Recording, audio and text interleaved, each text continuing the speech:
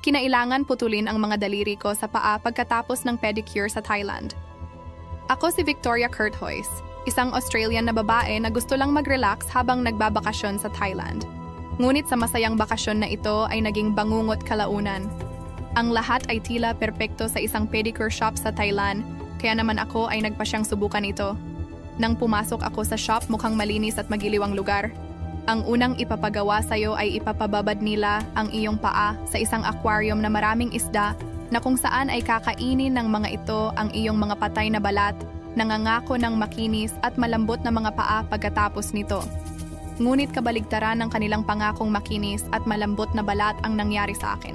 Ang mga isda na ito ay gutom dahil hindi sila pinakain. Kaya naman mabilis nilang sinugod ang aking mga paa at inumpisahan ang pagkain dito. Di nagtagal ay nakaramdam na ako ng sakit, nagkasugat-sugat na ang aking paa dahil sa dami ng mga isda ay huli na ng aking iangat ang mga ito. Makalipas ang ilang araw, nilagnat ako. Grabe ang naramdaman ko.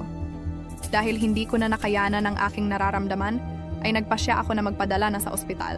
Sa ospital, ang diagnosis ay sobrang nakakapanglambot.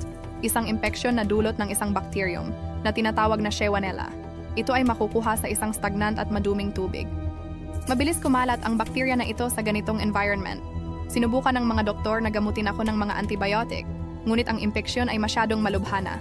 Ang tanging solusyon upang mailigtas, ang aking buhay ay amputation. Nawala lahat ng daliri ko sa paa dahil sa simpleng pedicure na yon.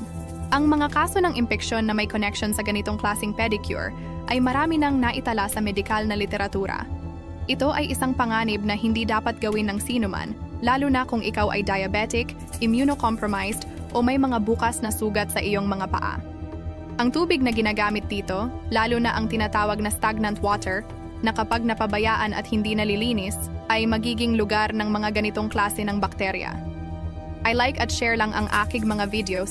Huwag niyo din kalimutan na i-follow ako para updated ka sa mga susunod na kwento.